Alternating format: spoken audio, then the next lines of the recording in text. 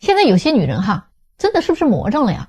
年龄越大，心态越不正常。今天我给一个90年的女生匹配对象哈，我给她介绍了个87年的男生，他还嫌年龄太大了，说87年的已经是油腻大叔了。生活中追求他的都是比他年纪更小的，他就没有跟大他3岁以上的男生谈过恋爱。然后呢，还给我看了几个聊天记录哈，表示呢她是很有市场的女人。那我就问她了，既然如此，为什么还要来征婚相亲呢？她说嘛，结婚一定得找个有诚意的男人，对不对啊？不想浪费时间的。她说啊，现在1线城市的姐弟恋非常盛行的啊，她想找个弟弟啊，行不行？就准老男人找小姑娘吗？我们也可以选择找年轻帅气的弟弟啊。于是她就从我的资料库里面看到了一个又高又帅的98年的男生，就非要让我联系一下啊。那我就当着他的面哈，给这个男生就拨电话了啊。对方听完我的介绍之后啊，直接就说哈，老师，他是个大富婆吗？就算是我也不会要。你们说打不打脸吧？啊，咱到评论区聊聊呢。离婚之后到底是男人更想再婚还是女人更想再婚呢？其实一定是女人更想尽快嫁出去的。为什么呢？这句话哈，可能女人不爱听，但是事实呢，就是很少有女人啊，她不需要婚姻的。如果男人的经济能力比较强的话，那他对婚姻的依赖性啊就越低。毕竟是哈，男人都是靠自己挣钱买房买车养孩子养家嘛，他们都是靠自己啊。说实话哈，如果不是为了传宗接代的需要，有几个男人会主动的投入到婚姻里面去呢？但是离婚的女人呢就恰恰相反了哈，刚刚离婚不久啊，他们就会急着想找下一个人的怀抱了。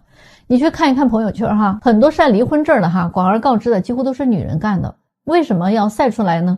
对吧？他们对上一段婚姻极度的不满，当然呢我们也不否认哈，有些问题可能真的是男人造成的。但是不管怎么说，二婚的女人呢，往往哈离婚之后呢，就想马上寻找下一家，并且呢提出来的条件啊比之前还要高，因为他们会认为自己经历过一段婚姻了之后啊，更清楚自己要什么。但是往往这个时候，他们已经失去了选择权，即使是别人对他挑来选去了。二婚是非常被动的。当他们终于发现自己行情很不好的时候，又会自我安慰哈，说要个男人来干什么呢？啊，钱我自己可以挣，娃我自己可以养，房子我自己也有，车我自己也能开啊。其实真的哈，这种有底气的女人呢，啊，说这个话呢也就罢了哈，她们确实是新时代的独立女性哈，人家不依赖男人，也能生存得很好。但是呢，另外有一部分女人呢，什么也没有，什么也不会。他们也跟着起哄啊，说找个男人真的没有用啊！我就想问一问哈，从大面上来讲，保家卫国啦、抢险救灾啦，这些事情不总是男人们冲在前线的吗？难道是女人吗？啊，在各行各业的社会精英当中，大多数不也都是男人吗？啊，往小了说，家里边的苦活、累活、重活、脏活，大多数不也都是男人在扛吗？家里不管发生了什么样的事情，女人的第一反应都是先给老公打个电话，对吗？有一部分的女人呢，不管她是头婚还是二婚哈，她都要把婚姻当做一个跳板的，她们总是想通过婚姻去改变自己的命运。现在啊，已经很少见到那种哈能麻利操持家务、教育孩子啊，有耐心相夫教子的女人了。相反的，有不少的女性表示啊，什么家务都不会干，嫁个人结过婚就变着法儿啊要去索取，嘴上喊着是男女平等，实际上呢又极其的双标，这边要依赖男人的经济啊，那边呢又喊着要独立。既要求享受的同时呢，又要求被尊重。二婚遇到的女人呢，就更现实了哈，真情人家都留给前夫了哈，精力呢也都留给了自己的孩子。再婚的男人呢，还能遇到真爱吗？啊，也难怪男人们不想再婚了嘛，他们说要保命要紧啊，因为在现实生活当中，那种只会索取不懂感恩和付出的女人实在是太多了。你们觉得我说的对不对呢？是不是这样的？现在到底是谁降低了生活质量呢？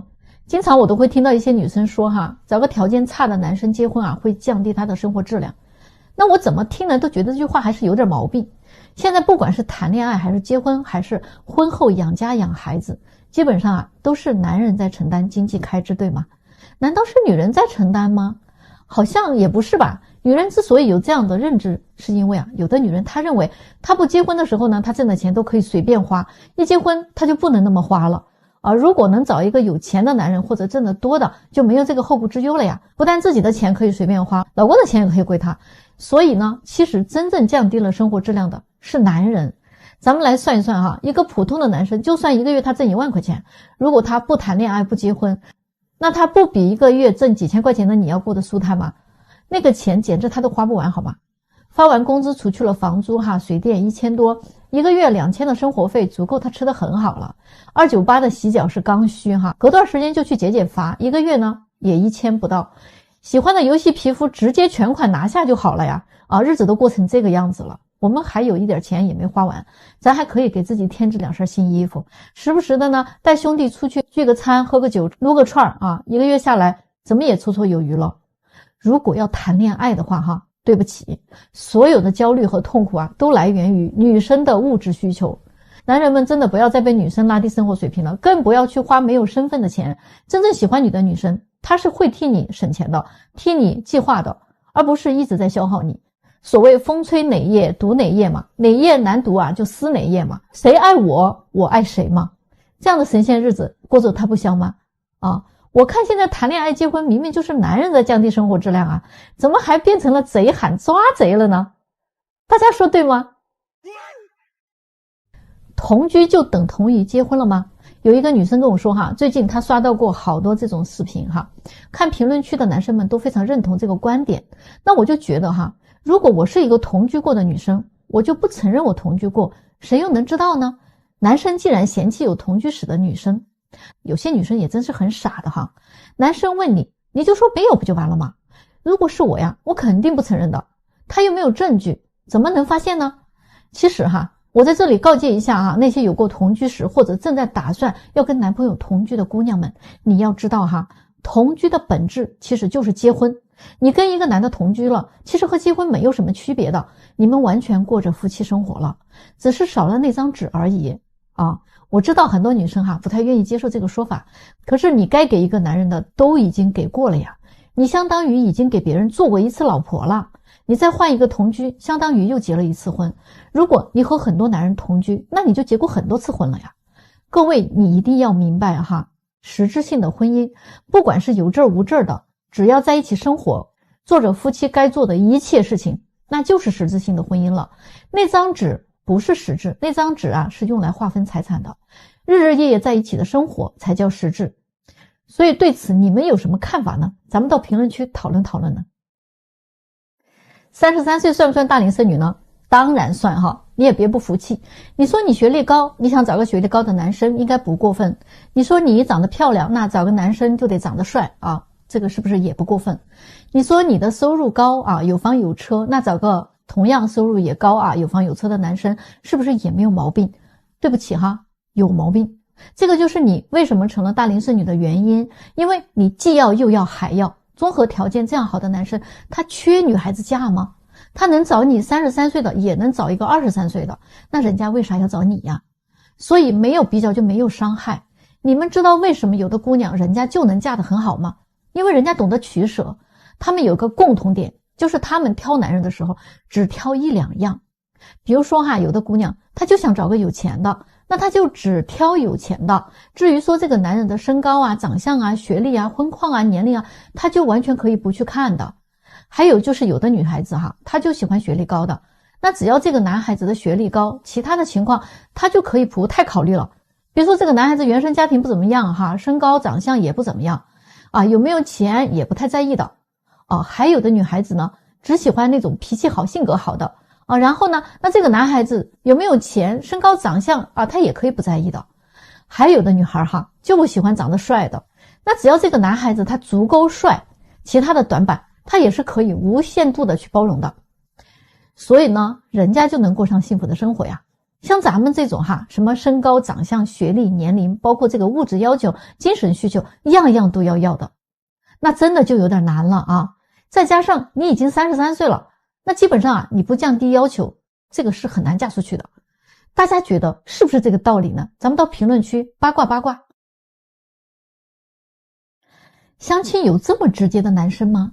最近呢有一个92年的男生他来找我匹配嘛，他条件挺好的，很快呢就给他匹配到一个95年的女生，他们俩见面了见面之后呢聊得还不错，彼此呢都挺有眼缘的。于是呢男生就跟女生说我觉得你是我见过的最满意的一个姑娘，你觉得我怎么样呢？女生说我觉得你挺好的，不过我们还没有那么了解嘛，可以再接触接触再说。于是男生就说可以不过在接触之前呢，我想问你几个问题。不然呢再接触也是浪费大家的时间。女生说可以啊，那你想问什么问题啊？结果男生就说你介不介意我们互查一下开房记录和就诊记录，这样就可以了解的更快一些啊。女生说我不介意啊，这个可以的。男生没有想到女生会同意哈，就很高兴的说那我接下去呢还有2个问题呢，你别太介意，如果你不想回答也可以啊。他说我想问一下你有没有过同居史，另外一个问题就是哈你有没有打过胎。姑娘脸色突然就变了哈，她可能也是忍了很久了，嗓门一下子提高了8度，说你这个人哈是不是有病啊？相亲这么直接问别人的隐私的吗？我为什么要告诉你呢？你现在还不是我的什么人好不好？是不是有点太过分了？难怪你相了30多个女生全部都失败了，你活该你知道吗？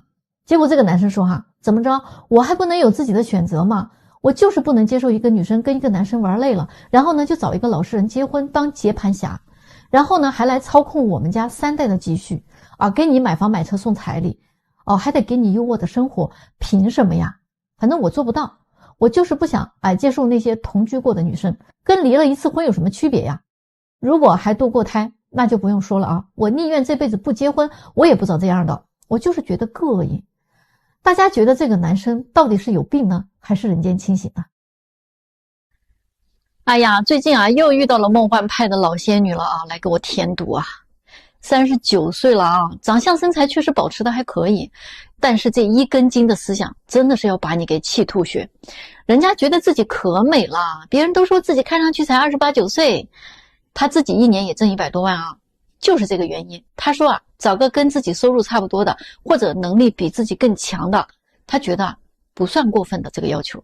可是我觉得他的要求已经要上天了。为什么？我们给他介绍公务员，他嫌人家挣的太少了；我们给他介绍公司的高管，他又说人家太忙了，天天要加班，没有时间陪伴家人。给他介绍个公司的老板呢，他还是不满意，不是身高长相不过关，就是行业性质不喜欢，最后各个方面都合适的，他又说见了2面没感觉，还说男生不主动，总是自己找话题，520那天什么表示都没有。最后啊真的是要气死人啊。这不我们又给他推荐了一个40多岁的离异男士吗？公司的老板啊他突然就变脸了，说年龄这么大了呀，哎呀这还是离婚的，这个岁数1年才挣200万，那我图他啥呀？难道我图他的老，图他的离异的？你们说是不是无语啊？我真的是很想问一问，那你嫌人家老你不老吗？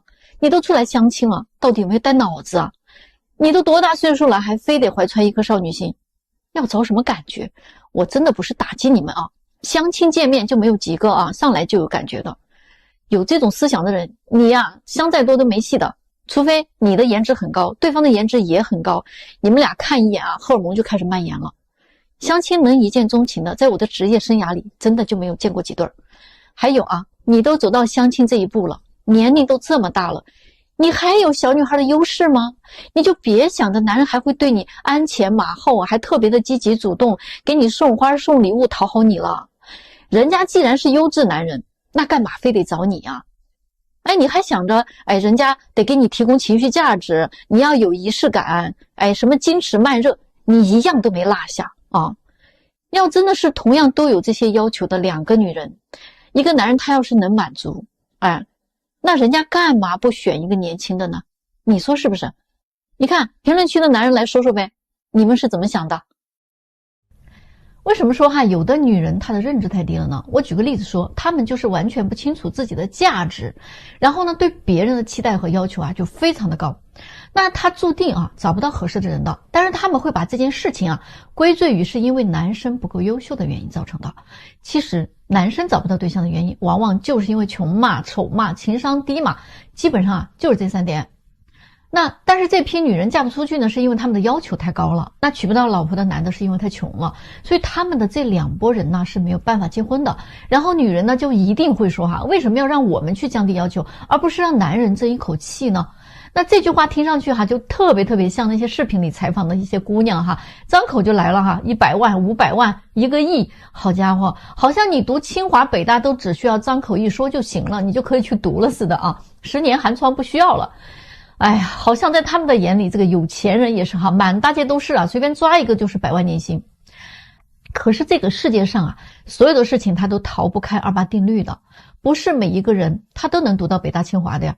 也不是每一个人他都能挣到100万年薪的呀，他不是一句话的事儿，哪有那么简单呀，对吗？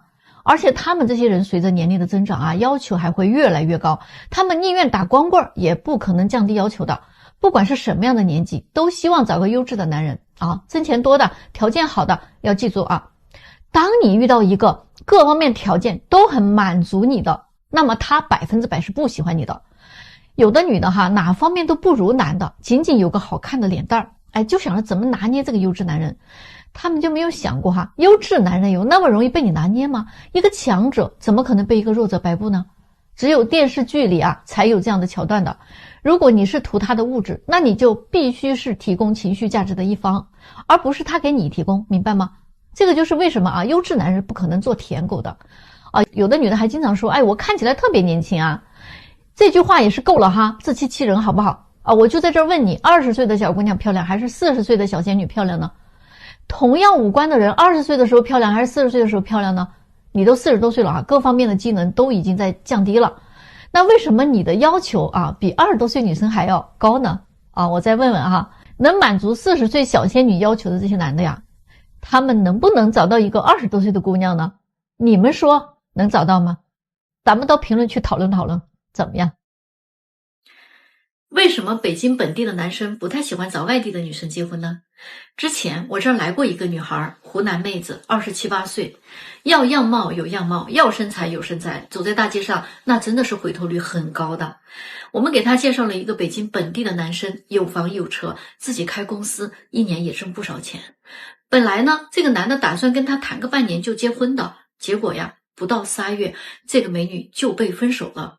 原因是有2个。第一呢，他的弟弟来北京了，然后就是一系列的帮他弟弟找工作、换工作、租房子、给零花钱等等等等。那伏地魔这一番操作嘛，我就不用多说了你们懂的。后来呢，他们俩聊到结婚的事情的时候这女孩又提出来一个要求，她说自己是家里的老大，现在弟弟也来北京了，父母的身体又不是特别好，在老家都没有人照顾，所以呢，婚后她希望把父母接过来孝顺。而且他呢也不太愿意说跟老人住在一个房子里，所以要求男生得在自己家的附近再买一套房子让他的父母住。这一下男生就不乐意了，因为男生的房子在北京的西单，那是一个寸土寸金的地段呢，再买一套房子是什么概念？那还不得整个1、2千万进去后来这男生跟我说以后不想再找外地的女生了，还是找个北京本地的女生比较合适。比如说现实的问题北京当地的女生结婚是不要彩礼的，大多数北京的女生家里条件也都不差呀，男生嘛对于嫁妆也不太看重的，那都是一个地方的人，2个人只要是合适，条件差不多，看对眼就好了。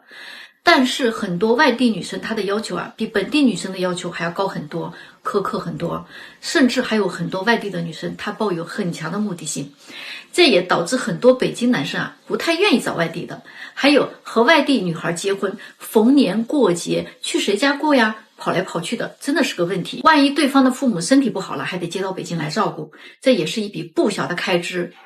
因为这些方面的问题去发生争吵，真的是不值当北京人最怕的就是自己家里成了租金办，今天7大姑过来住几天，明天8大姨过来玩2天，自己提供了食宿不说，万一照顾的不周还落个口舌，不仅打扰了自己的生活，而且还徒增了很多烦恼。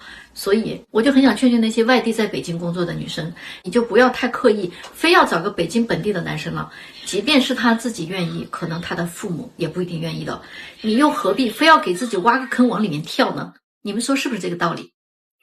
大家有没有发现一个现象现在的男人突然就醒悟了，直接躺平了，爱咋地咋地。资本呢确实薅不动他们的羊毛了。曾经我们看到过很多这样的广告爱他就带他去吃法餐，在烛光下点燃你们的爱情，爱他就送他最好的，男朋友不买礼物就是不爱，没有转账没有红包那更是不爱了他们呢还创造出了很多名目来搜刮年轻人的口袋。卖包的说包是女人的第2张脸，卖化妆品的说没有丑女人只有男女人，卖房子的说结婚怎么能没有房子呢？没有房那女人得多没有安全感呀。就连卖奶茶的都出来创造了一句经典，秋天的第一杯奶茶来营造这种营销的气氛。你再看看那些为了营销无端创造出来的所谓的节日，什么618了、双11了、双12了等等，这些都是为了让你消费的。回过头，他们在用各种毒鸡汤去给女生洗脑。给你花钱的男人不一定是爱你的，但是不给你花钱的男人那一定是不爱你的。在各种营销的强烈施压下，恋爱的成本变得越来越高了。有很多普通工薪阶层的男生，他根本就谈不起恋爱。许多男生干脆躺平了，老子不追不娶不结婚，爱咋地咋地。女孩子们也被骂得很惨，说他们太物质太现实。看一看现状啊，大龄单身队伍之庞大呀！据说全国现在有1亿多单身女性，她们都是真的不想结婚吗？不是，她们不过是想找一个条件好的人结婚。她们宁愿高质量的单身，也不想要低质量的婚姻。特别是35岁以上的大龄剩女们，如果她们仍然抱着这样的期望和诉求的话，再加上现在的男性已经醒悟了，躺平了，人家不追了，不娶了。那些大龄剩女们就更加的难结婚了，但是资本也真的是薅不动了。这个说明了什么呀？说明我们的社会是越来越理性了，越来越进步了，已经回归到了理性和感性的平衡线上。这是不是一种认知思想的进步呢？